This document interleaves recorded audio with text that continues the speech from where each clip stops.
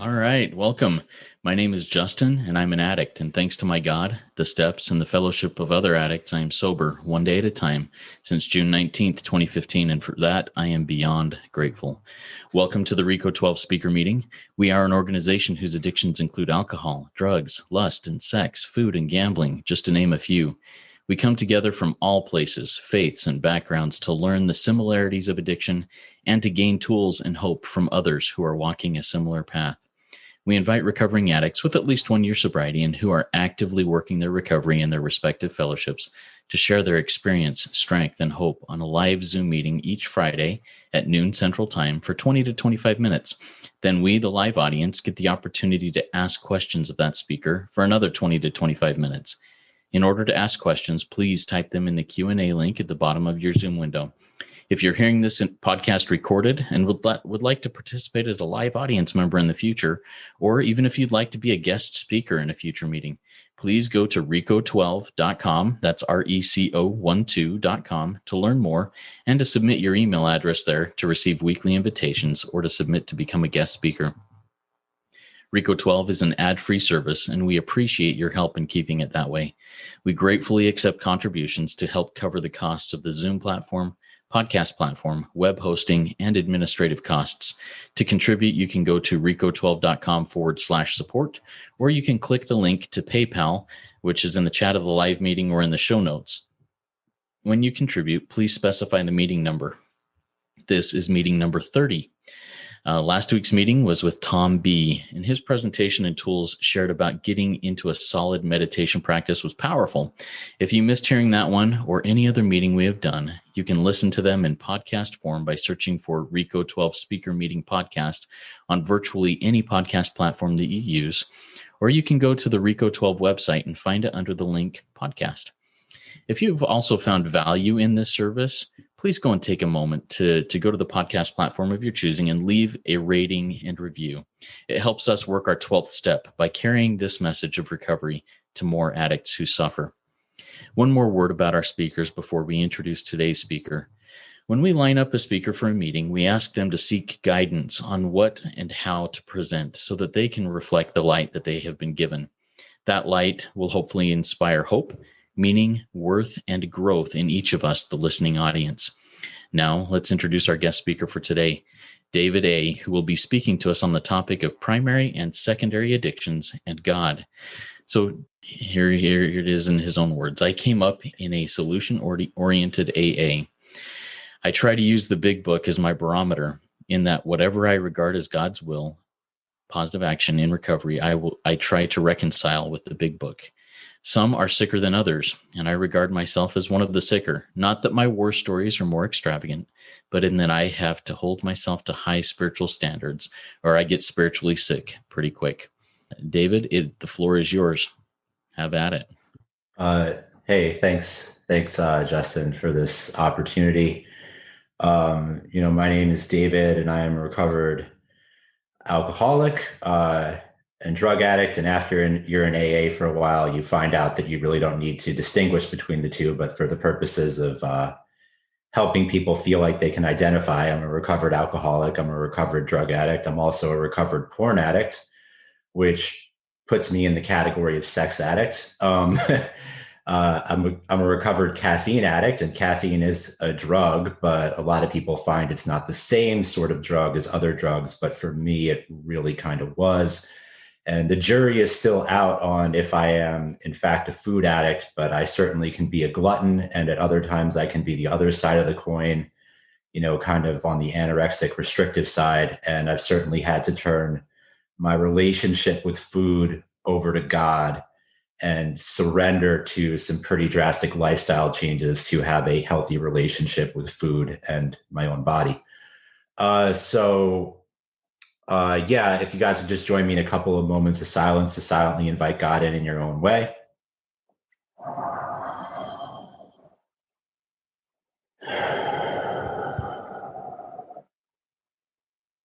Amen.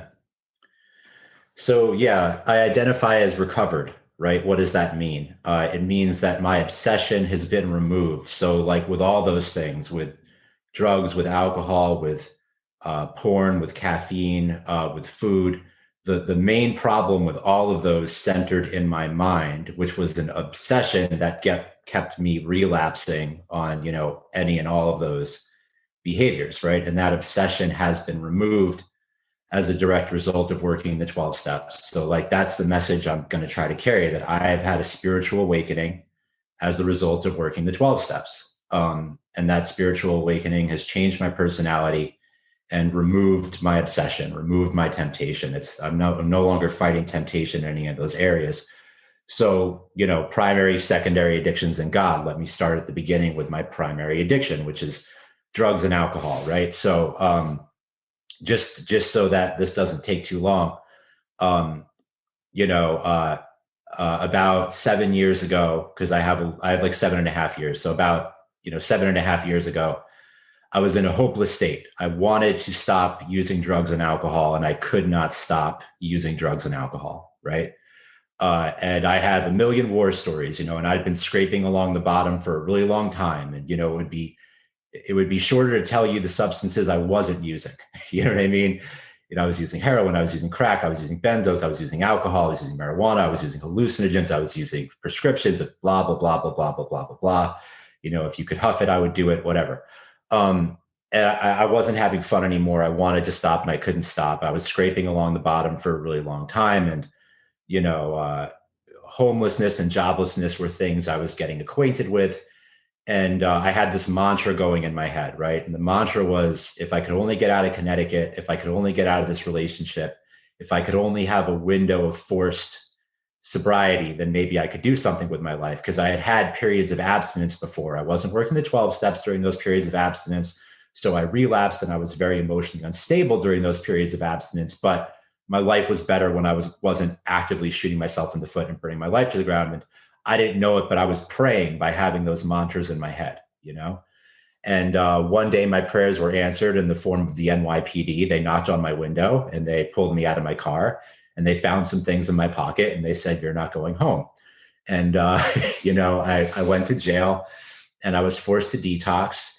And, I got my wish, right? Like those were my prayers, a forced period of sobriety, right? And I'm in jail and I'm doing push-ups and I'm doing yoga, because I was always into that. And I'm even doing meditation because I was into that. I was against prayer. I had prejudices against prayer. I had prejudices against organized religion, but I was doing those other things. And the mental obsession was on me. I was running around, somebody, anybody, please, front me something, I'll pay you back later, and luckily nobody would, and I didn't know I took my first step or hit my bottom when I did. But this is what happened. One night, this guy looked in my face. He could see I was completely broken. He knew a little bit about my life. And he asked me, "What's up with you?" And I said, "I know I'm going to get high again." And he said, "Really? After all the pain, after all the misery, like you're going back out there? Like, what the hell is wrong with you?" And I was like, "Look, man, I know myself and I've made promises before and I always relapse and I know I'm getting high again." And he was like, "Wow, I finally get it." And I was like, "What do you get?" And he was like, "Well, this is why my wife hates me, because I'm just like you and I won't change." And that rocked me to my core. The only thing of value I had to offer another human being was an example of what not to do. So I just dropped down and started doing push-ups because I didn't want to get depressed, because jail is not a good place to get depressed. And whatever, I continued to struggle. And then one day a corrections officer, so I didn't know that was my first step. When I admitted that I was going to relapse, like I was admitting that I was powerless, even though I didn't have the language, like my willpower, my desire to stop, like it wasn't going to stand up to the disease, and I didn't know that was my bottom, but that was my bottom. And then one day a corrections officer looked at me and he said, "You don't look like you belong here." And I said, "Yeah, I know." And he said, "You stand out like a sore thumb." And I said, "Yeah, I know." And he said, "Are you scared yet?" And I said, "Yeah, I'm really scared." And he said, "I don't know if you believe in anything, but you better start praying." And, he basically was suggesting that I pray, and by praying, I would be showing some willingness to believe that a power greater than me could save me, restore me to sanity, right? And I had gotten that suggestion many times before. By then, I was 29 years old. My first meeting, I was 16 years old. My first intervention, I was 13 years old. My first treatment center, I was 16. My first therapist, I was 16. My first medication, I was 16. Both my parents were therapists. I'd been in and out of meetings since I was 16. So I had heard these suggestions before, and I was never willing, but now I had the gift of desperation. You know what I mean? And I just started doing like the dear God, and I started writing prayers in my notebook, dear God, please make me not want to get high anymore. Dear God, please give me strength right now. I'm very weak. Dear God, please help me to be a decent person. And I did that really fervently for about 3 days. And on the third night, a miracle happened. I was reading a book. It was just this dude's autobiography about recovery. And, the end of the book, he's all the slogans, So I read the slogan and it says, you're only as sick as your secrets. And it just clicked. That was the miracle. It just clicked. And this kind, loving voice, which I'll talk about later in two-way prayer, but this kind, loving voice from the back of my head was like, yeah, man, like you're living a lie. You're trying to pretend like you can use responsibly and you can't. You never gave recovery 110%. Why don't you jump in with both feet? Why don't you give it everything you got? Take all the suggestions and you can always get your misery back tomorrow. And for the first time in my life, I had the power to listen to my conscience. And that was something different. So I went to the people who were going to bring something in. I said, cancel that order. And they said, okay, we're cool. And I went to bed and I woke up the next morning and this is how I knew it was God. When I was a little kid, my dad used to play Lou Reed and the Velvet Underground for me. They have a song called Heroin. It's all about heroin. So when I started doing dope, I felt a cosmic connection between me, my dad, and Lou Reed. And it was a Saturday night in jail that I had that spiritual experience and the obsession was removed. And I woke up Sunday morning and I turned on the radio and I found out that Lou Reed had died on Saturday night. And for me, that was evidence of some sort of higher power running some sort of numbers game with the universe. And I had just caught a huge break. I literally felt like Lou Reed died for me. And the obsession was removed. I was no longer tempted. And my personality changed. I had some third step promises. They talk about third step promises in the big book. We'll have a new employer. He will provide what we need if we keep close to him and perform his works well. We will become less concerned with our little plans, ambitions, and desires, and more interested in what we can contribute to life. And my whole personality changed because before that, I was like, how am I going to bail out? How am I going to get on a methadone program? How am I going to come back in here when I get remanded with a bunch of drugs and, a legal mandate to take 80 milligrams of methadone so I can whatever. And after that spiritual experience, my attitude was, I belong here. This is right. I asked for this. I need this. And if I get sent to prison, God wants me to be a welder. And if I get sent to rehab, God wants me to be a drug counselor. And either one is fine with me. So, I had that attitude of turning my will and my life over. But when I got out of jail, that was completely gone. And the only reason why I wasn't using was because I was afraid of the consequences. So that spiritual experience completely wore off. And I got mandated to a long-term inpatient rehab. I was there for 16 months. And while I was there, I went to every anonymous meeting I could go to. And I thought I would end up in NA or something like that because drugs are a bigger part of my story. But it was the AA meetings where they were breaking down the big book and they were talking about having a spiritual experience and the obsession being removed and the personality changing. And I said, that happened to me. And they said, that's great. Congratulations. How are you doing now? And I said, I'm not okay. I'm restless, I'm irritable, I'm discontent, I'm miserable, I'm mildly depressed, and I'm fighting the urge, and I'm irritable, all that, I'm fighting the urge to use. And they said, do you have a sponsor? And I said, no. And they said, basically, well, the reason why that's happened is because your ego has reformed and, it's back and you're living on character defects. And through the process of the 12 steps, I saw I was still being dishonest and selfish and self-centered and manipulative and all those things. But anyways, so they gave me a sponsor and I started doing the steps. And we did first Back to Basics, which is a crash course in all 12 steps. You can Google Back to Basics by Wally P. if you want to get into the AA history. If you read Dr. Bob and the Good Old Timers, you can see how that lines up with the history too. If you look at page 13 in the big book, in Bill's story, you can see how he went through a simplified version of the steps in one afternoon. And that's essentially what me and my sponsor did over the course of a month. 1, 2, and 3 were just some conversations. The fourth step was not a 4-column. I did that later. It was basically me just writing down all the ways I've been selfish, dishonest, afraid, self-seeking, and so we'll fast forward to that, right? So I wrote out my fourth step. It took me about a week. And then I sat down with my sponsor and I balked at the fifth step because, I pretty much told him, I was like, listen, I've done some pretty criminal things, some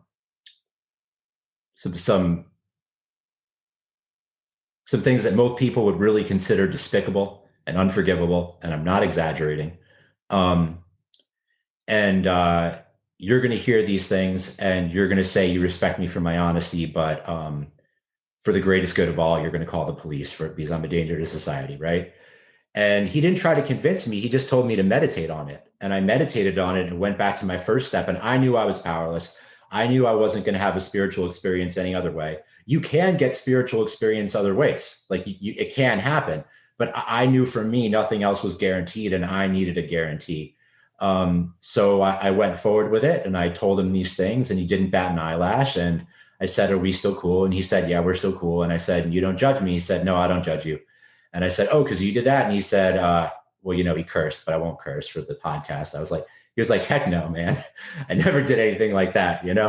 That's effed up, And I was like, "Well, how could you not judge me?" And he was like, "Because I haven't lived your life. I haven't walked in your shoes." And it was just so simple. And in the big book, in the fifth step promises, it says, we may have had spiritual beliefs, but at this point, we'll begin to have a spiritual experience. And that's what happened to me. I started to have a spiritual experience with another person. I took this leap of faith and I was slapped with a spiritual truth that I knew was true. Every human being is capable of anything. We only need the circumstances. You know what I mean? And so he asked me if I liked those things about myself. I said, no. He said, "So you object to them?" I said, "Yeah." He said, "Great. You object to them. That's the sixth step, Then he asked me if I wanted to have God remove them. I said, "Yeah." He said, "Let's say the seventh step prayer." We said the seventh step prayer. He said, "Great, that's the seventh step. And steps 6 and 7 will be activated by your willingness in steps 8 and 9. We don't need to make an eighth step list because everybody you harmed right there is in the inventory. Now let's get into amends," right?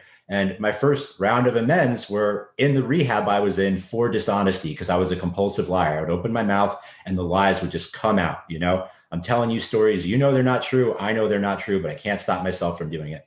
So I went around and started telling people, "Hey, remember how I told you I did bath salts? It's one of the drugs I never really did. I just wanted to sound cool. Hey, remember how I told you that I beat that guy up and took revenge? That's not what happened. He beat me up and my friends had to rescue me. Hey, remember how I told you that I rescued my girlfriend from that really horrible situation? That's not what happened. The horrible situation happened.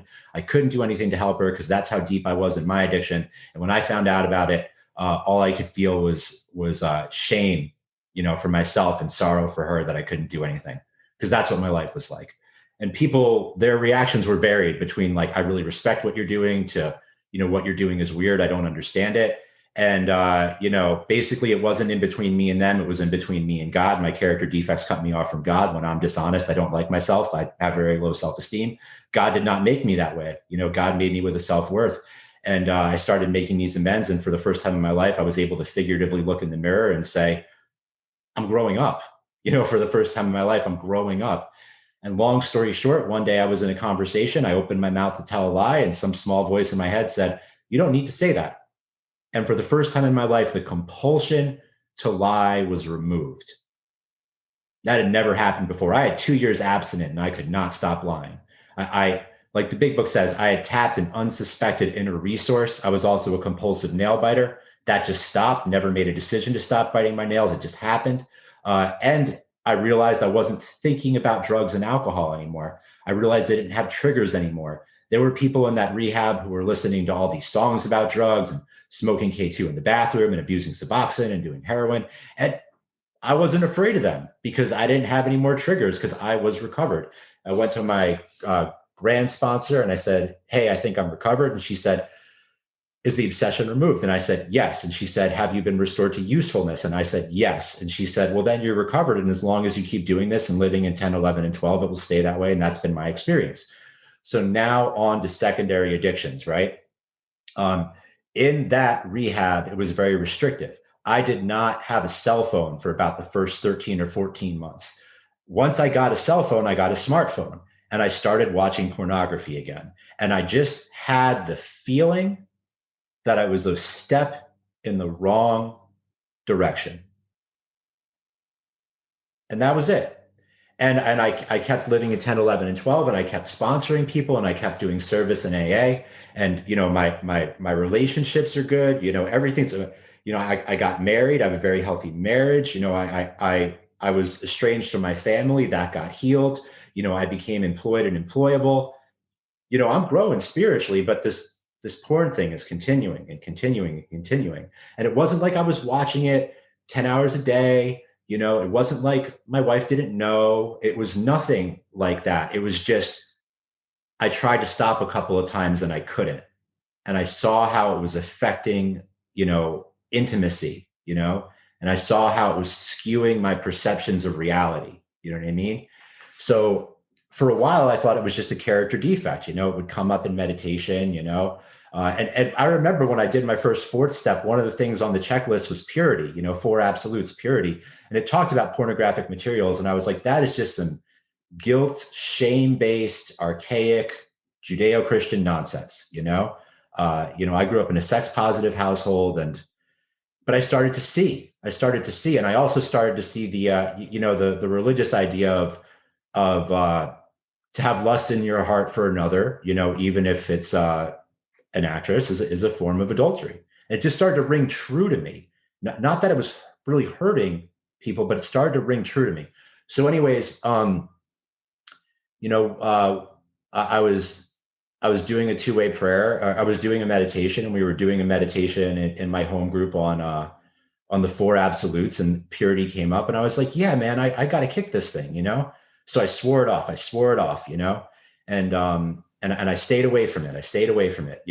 Until COVID hit. And then, me and my wife relocated, and we went to a house where for a little while we were sleeping in separate bedrooms. And I was like, oh, now I can, watch this again at night. And it was all the delusional thoughts of the relapse were there. It was like the universe is open and I can do this 1 or 2 times and it won't connect to my dopamine reward system and the physical allergy won't kick in. And of course that wasn't true.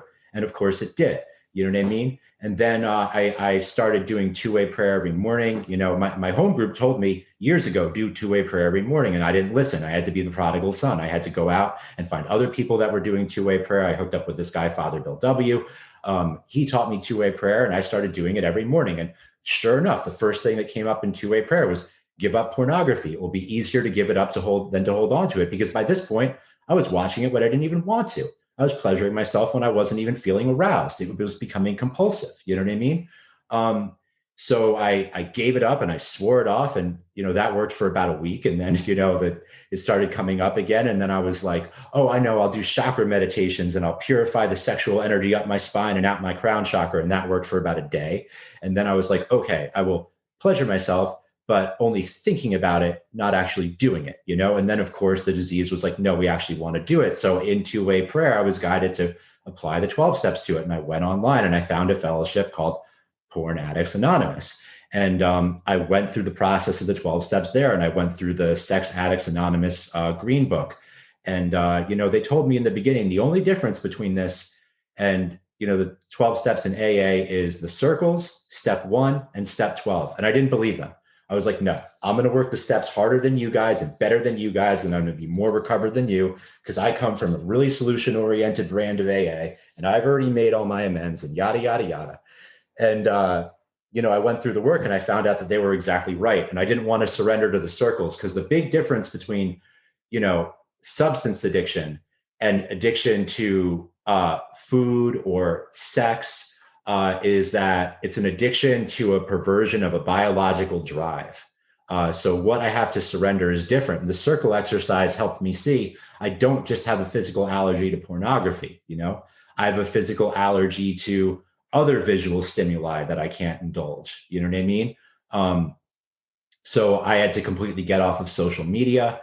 You know what I mean? When I'm watching risque things on TV, I have to avert my gaze. You know what I mean? I can't indulge in them. And I didn't like that because I couldn't sync it up with the 10-step promises. What about we've ceased fighting anything and everyone? What about, when the big book says any program of recovery based on, avoiding temptation, is doomed to fail. Aren't I just avoiding temptation? Aren't I just managing triggers? And no, I found out it's not like that. I found out it's like how the big book says, we can go anywhere as long as we have legitimate business. I can go to a bar that's serving alcohol if I have legitimate business there, like a family function or a business function, but I can't just hang out there all day because then I'm playing with fire. I'm tempting fate. And it's the same with those risque things. You know what I mean? So it was a very messy process of surrender for me. the first thing my sponsor asked me in that fellowship was, how surrendered are you? And I realized I wasn't very surrendered. When I went through the steps in AA, I was at the point, I didn't know about recovery. I didn't know the obsession could be removed. I thought I'd be fighting it for the rest of my life. And I was willing to do that. That's what I was willing to do, to not use drugs again. Luckily, I found out that wasn't the case, but I wasn't willing to do that with sex stuff, with porn stuff. No, I wanted it removed, and I wanted to know what it would look like, and I wanted to know what my recovery looked like. And I had to use that set aside prayer, set aside everything I think I know, even about my own recovery. Everything I think I know, especially about my own recovery, is what makes me more spiritually sick than anything else, because I had those profound experiences and I do know the solution, and it can turn into that ego fest for me. You know what I mean? So I went through it. And the second I really accepted, wow, I might never be recovered from this, that's when I got recovered from it, and that was just the process God wanted me to go through, like Abraham and Isaac. He didn't want him to sacrifice his son. He wanted him to be willing to do whatever God said, and I had to put that on the altar. Okay, I'll be fighting temptation for the rest of my life, God. If that's what you want, I'll do it. And then he was like, I'm not going to make you do that, man. I'm not a jerk. You got to obey. You got to be humble.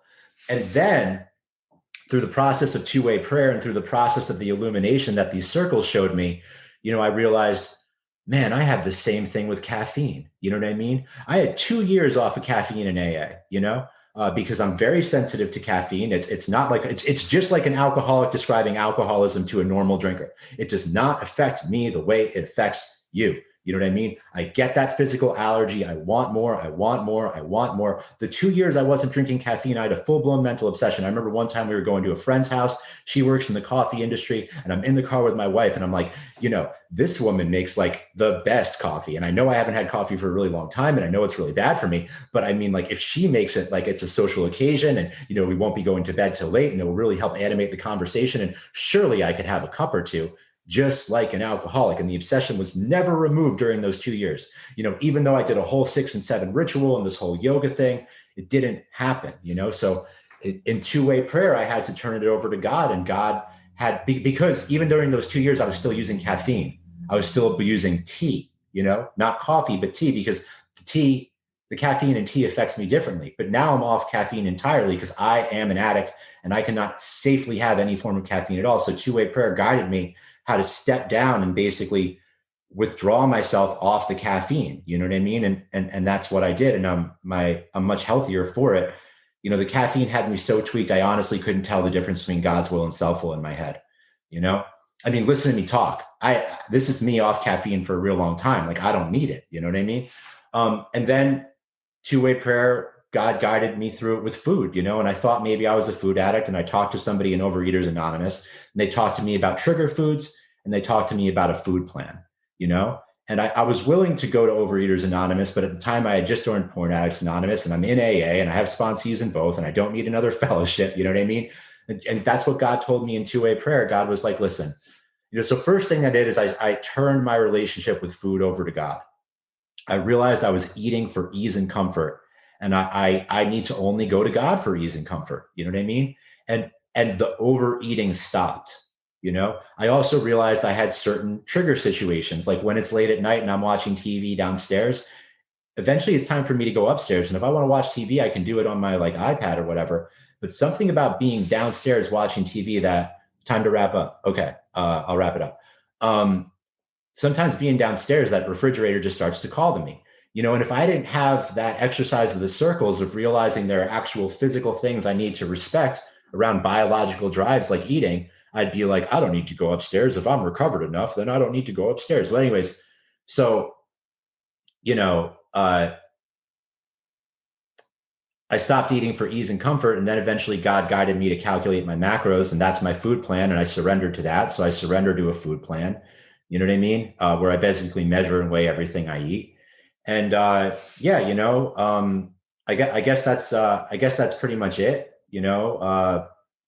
That's primary addictions, secondary addictions, and through the grace of God and the 12 steps, recovered from all of them. I guess the last thing I'll say is I don't know if my secondary addiction recoveries would have been as smooth as they were if I didn't have such a strong foundation in AA and the big book, which I did eventually go through, and the 4-column inventories, and having made all my amends and vigorously living in 10, 11, 12 for a very long time.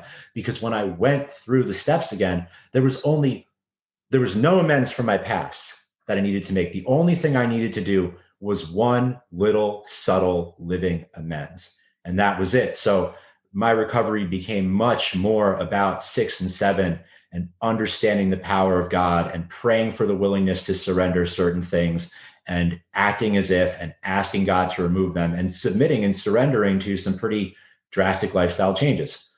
All right. So that's it for me. Awesome. Thank you so much, David. Very, very energetic, very moving story. I loved at the beginning where you shared, hey, I recognized that the only thing I had to offer was an example of what not to do. That really resonated with me.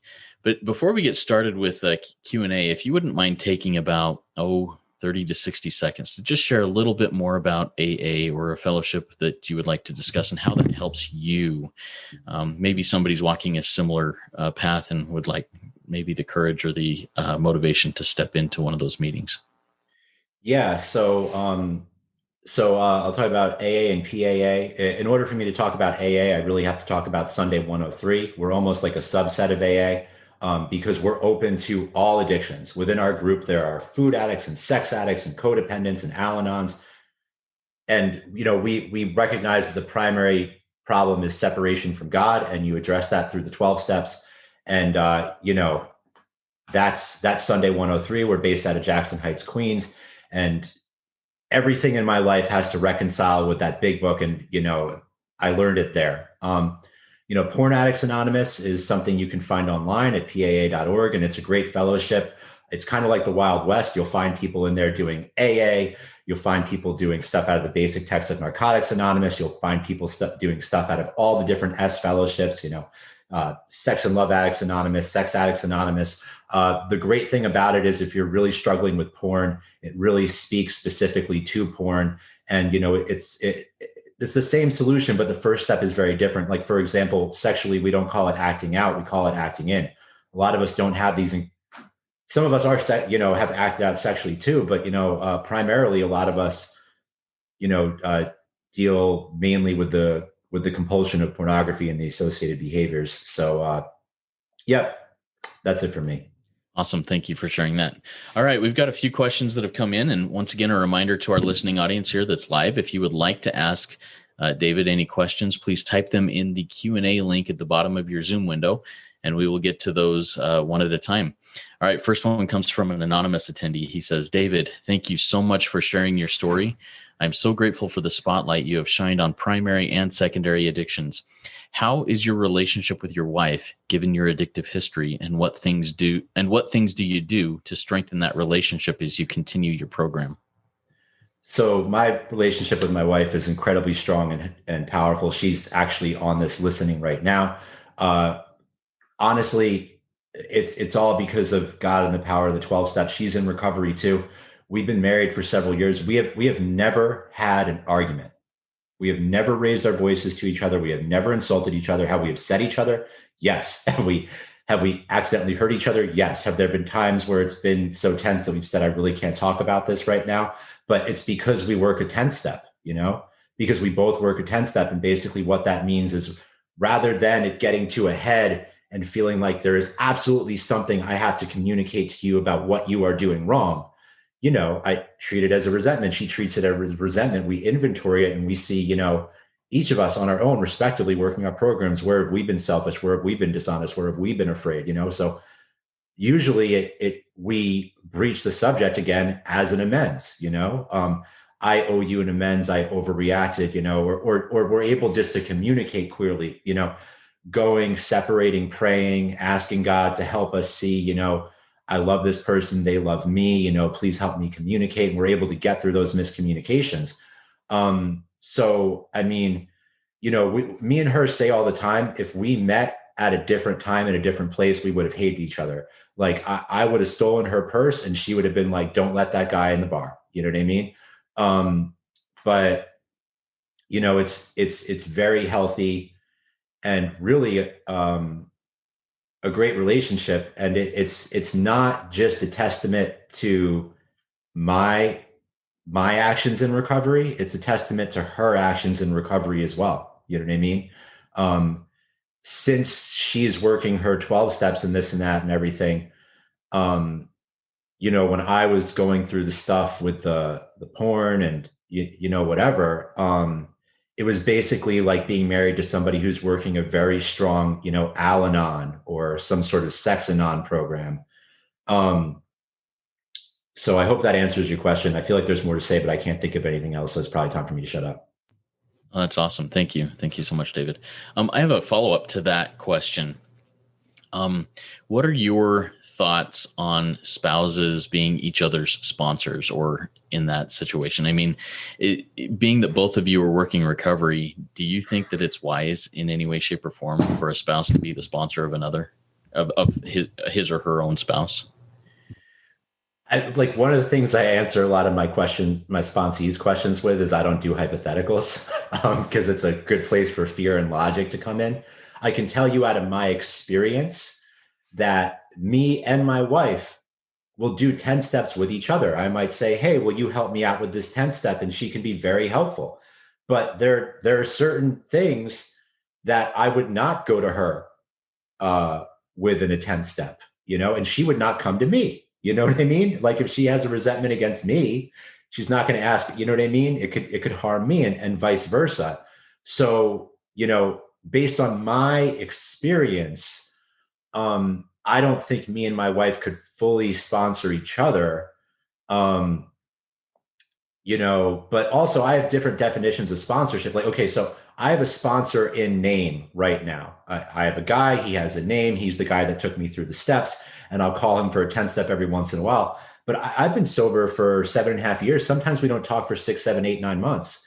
And that's actually in line with the big book. It doesn't tell us that we need to have an ongoing relationship forever and, do 10 steps together every week. But if we chose to, that would be okay. The big book doesn't tell us we can't. It just doesn't tell me that I need to, you know what I mean? So like my definition of sponsorship is somebody who takes you through the 12 steps and then sets you free, and you're really more equals. And that's how I do it with my sponsor. So just throwing that in there too. Very cool. Thank you for that. All right. Another question came in from George. George says, thank you enormously for your share. One of the most inspiring and informative and motivating shares I have heard in many years. If you are familiar with Bowlby's attachment theory, what role do you think attachment and childhood trauma plays in contributing to addiction? I'm not familiar with that. Are you? I don't know if I'm familiar with Bowlby's, but I am familiar to attachment theory. And basically what it is our relationship with our primary caregivers determines our type of attachment. So some of us have really dependent attachments, where we get very needy. Some of us have very sort of push other people away attachments. So basically, I've also done some work in adult children of alcoholics. So I guess I'll talk a little bit about that because they talk a lot about primary caregivers and how it relates to addiction and the disease of addiction. So first, I'll say adult children of alcoholics is not just for people who have had alcoholic parents. My parents were not alcoholic. It is for people that grew up in dysfunctional families, whatever that means. Group homes. And also let me say, like, what does dysfunction mean, right? I have great parents. I love them. They love me, I would say I had a good childhood, but was there some hypercriticism in there? Absolutely. Was there some abandonment? Absolutely, right? Did I get a lot of internalized shame? Absolutely. Now, considering what they grew up in, they're saints, okay? Like my dad grew up in a horror story, you know what I mean? My dad has severe PTSD from the abuse he suffered. And the fact that he didn't repeat that to me, God bless him, right? But anyways, so in adult children of alcoholics, they say that addiction transmits through the generations. And even if you do not inherit addiction in the form of alcoholism or drug addiction, you can inherit para-alcoholism, which you'll hear in AA people say, my parents didn't drink, but they had the isms. You know what I mean? They had all the character defects, the crazy manipulation and control and this and that and da da da da da. Right. So when I read The Family afterward in the big book, I thought I'm going to hear what it was like for my parents to grow up with me. And I identified with it so much, the walking around in fear in your own house, because my dad had really bad PTSD. You know, when I came from home from school and I saw his car in the driveway, I was scared. You know what I mean? And a lot of the times it was because I had done something wrong, but the overreactions were really intense. You know, the rage was really intense, right? So in Adult Children of Alcoholics, because I did some step work in there, one of the things they have you do is they have you do a family tree, right? And you look at, you know, all the generations, and you label the addictions for all the generations. You know, did this person have mental health? Did this person suicide? Was this person a hypochondriac? Did they grow up in real rigidity, whether it was military or religious? Were they addicts or alcoholics themselves? You know, and I saw all the dysfunction through the generations, and I looked at me and I said, oh my God, I couldn't have turned out any other way. You know what I mean? And I also remember doing an energy healing with a psychic healer, and I could feel the horror that my dad grew up in, and it just felt like knives and teeth. It was so scary. And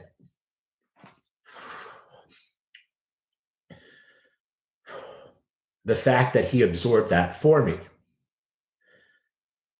and didn't repeat it, but still I got so many bad ripples. I still got so many bad ripples, you know? So I personally don't feel that my parents gave me addiction in the sense that they gave me the physical allergy to substances. I feel for me, I was born with that. But a lot of character defects, my codependence, my manipulation, learning how to read people, being a chameleon, you know, I got that growing up in a very unstable home. And my dad also told me a lot of things about drugs that I should not have known. And maybe I just would have attached to alcohol in my 20s rather than drugs when I was 13 if I didn't hear those stories, you know. And he actually made amends to me for that, you know, several years after I made amends to him. So, you know, I don't, I can't speak as an authority and say, you know, yes, you know, parenting creates addiction, or no, it doesn't.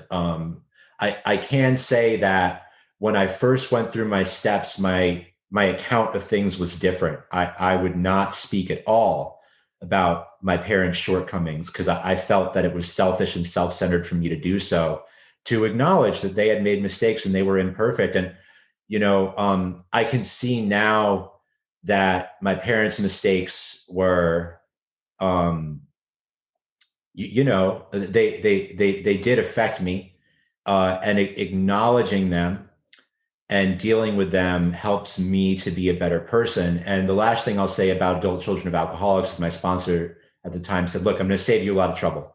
Skip to chapter 7. That's the solution. And it's called Becoming Your Own Loving Parent. And that's when I started doing a lot of self-affirmations.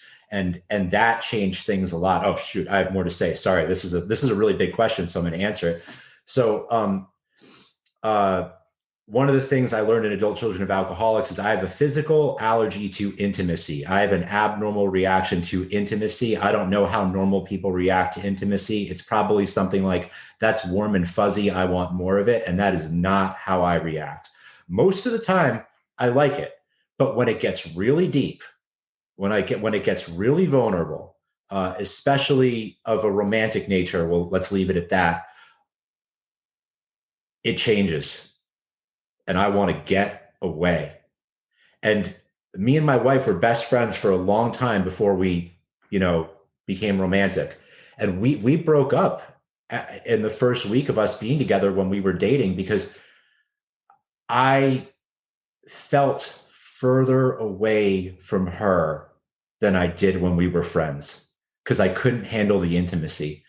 And thankfully I was in ACOA at the time, and I learned about this physical allergy to intimacy. And you one of the ways you self-parent is with self-affirmations. And one of them is, I am worthy of love, you know. And I saw that my disease, that does the part of my disease that relates so much to how I grew up and how my parents grew up and how it was handed down through the generations, wanted to sabotage this intimacy. So the affirmation of I am worthy of love was so helpful to me, because at the core, it was I am not worthy of love. And then being my wife, we were able to get back together. And I was, instead of feeling like there were these things I couldn't discuss with her, I was able to say, babe, I'm having that physical allergy to intimacy again, and I would go in the other room and I would close my eyes and I would mantra for 20 minutes, I am worthy of love. I am worthy of love. I am worthy of love. I am worthy of love. And I would open my eyes and it was like somebody turned the lights on. Before that, like in movies, how depending on the lighting, they can make the same scene look really sinister or really positive. Before I did those affirmations, the world was gray and everybody was just get away from, you know what I mean?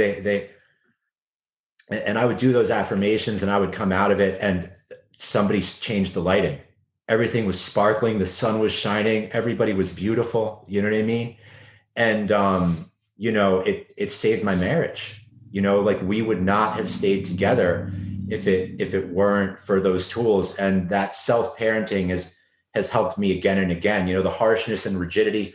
I'll say one more thing and then I'll shut up, right? I was using sometimes my inventory as a tool to beat me up. Here's a simple example, right? I'm in traffic. Somebody cuts me off. I get angry. I realize I'm getting a resentment. I do the inventory in my head, right? I see my fourth column. I see like where I'm selfish and my ambition and I want to get somewhere and they're making me late. And I pray and I ask God to remove it. And I don't resent that person anymore. I'm not angry at them anymore, right?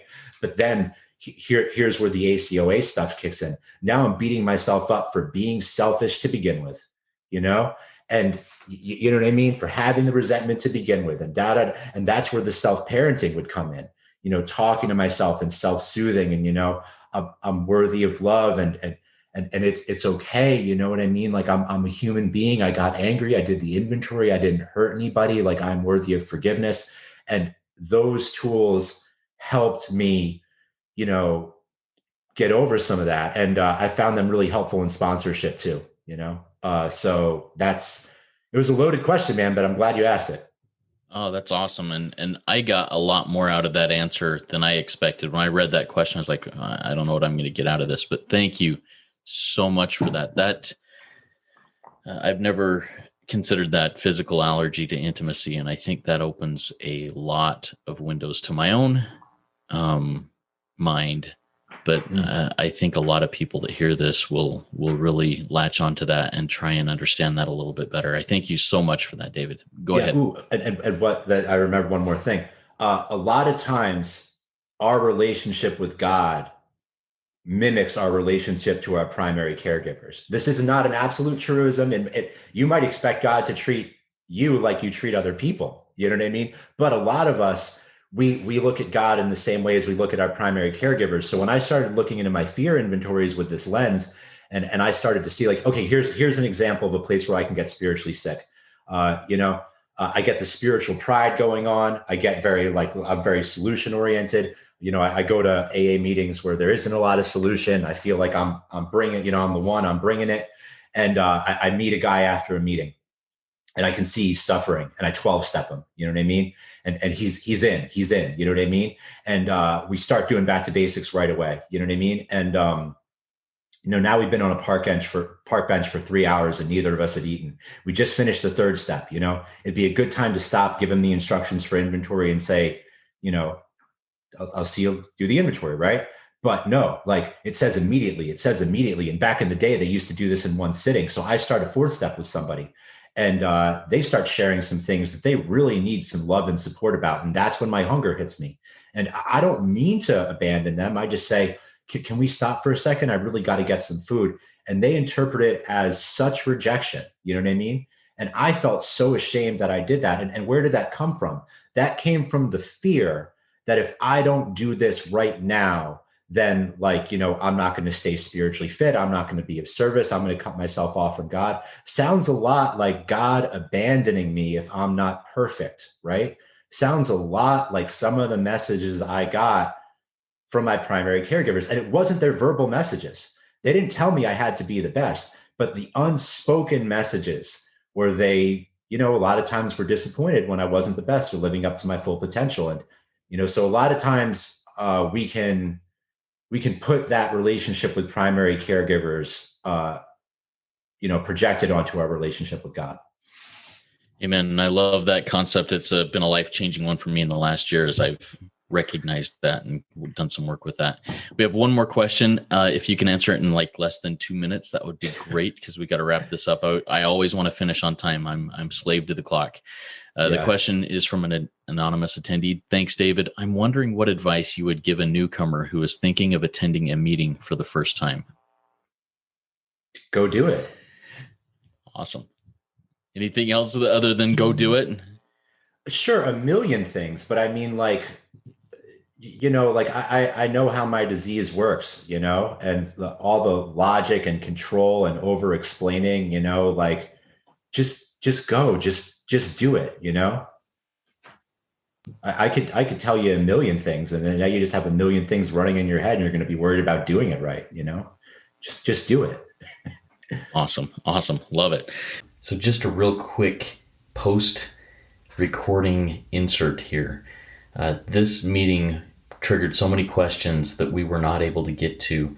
I decided to do a after-meeting Q&A only early next week. I will try and get it either Monday or Tuesday, the 11th or 12th of January.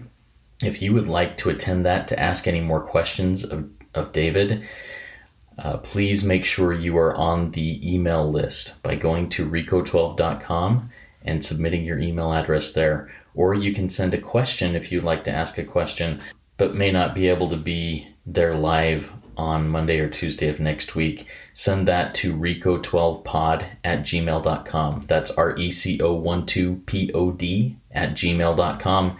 And we'll be glad to put those questions in as we do that special Q&A only episode that we will release middle of next week, hopefully. Thank you. Now on to the rest of this meeting. Thank you so much again, David. That was a great RICO 12 weekly speaker meeting for all addicts and those wanting to learn more about addiction and the recovery therefrom. If we didn't get to your question, or if you have other questions, please go to rico12.com/forum and join in our community and ask those questions and answer others' questions that will come up there. As mentioned, or as was asked, yes, this will come up in a podcast. You can find that podcast by searching in any podcast platform, RICO 12 Speaker Meeting Podcast. This meeting will be live within about 2 or 3 hours from now, and the podcast platform of your choice. Now, I invite our audience to come back next week. If you've not yet gone to rico12.com and submitted your email address so that you can get the invitation email once a week, please go and do that right now so you can join us live each Friday at noon Central Time. David, has there been any recovery prayer that you feel like you'd like to launch us off into the day with? I defer to you. Okay, I'm going to do the third step prayer. I love it, and nice. It is definitely one that I feel absolutely connected with. God, I offer myself to thee, to build with me, and to do with me as thou wilt. Relieve me of the bondage of self, that I may better do thy will. Take away my difficulties, that victory over them may bear witness to those I would help of thy power, thy love, and thy way of life. May I do thy will always. Amen. Thank you again so much, David. It's been a good one, guys. We'll see y'all next week. Keep coming back. It works when I work it, so work it. You are worth it.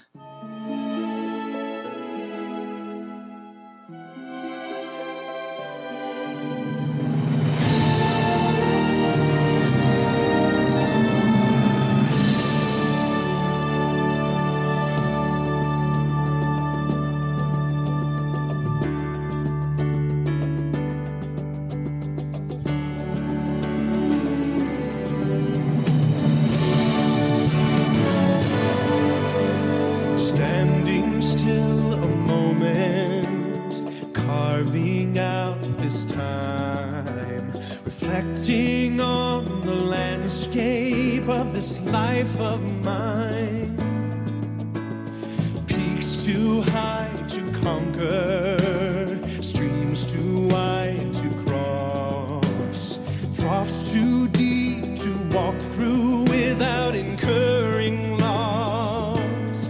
Yet here I am, still standing tall, despite the rough terrain. One like me survived the storms and walked through wind and rain. Still standing, I will fight the good fight. Still searching for glimmers of light. Feet still on the ground, I can still be found standing still.